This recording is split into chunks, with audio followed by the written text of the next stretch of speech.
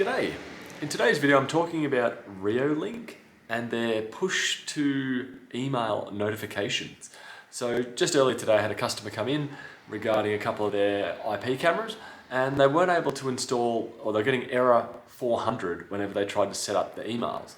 And I went through on their phone, it was downloaded here just for the sake of a prop, but went through on their phone and they had it as a gmail.com. And looking at the Reolink website, they were saying to enable less secure apps, which as of May 30th, 2022, that is now disabled on Gmail accounts. So because you can't actually change that, you have to use a different email address with the Reolink email notifications. So with that, I quickly set up an outlook.com email address, download Outlook onto the customer's phone, and from there, the push emails went perfectly fine. So if you're experiencing error 400 with your Reolink cameras when you're trying to set up email, just make sure you're not using a Gmail account. Some of them you can actually enable less than secure, but most of them you cannot.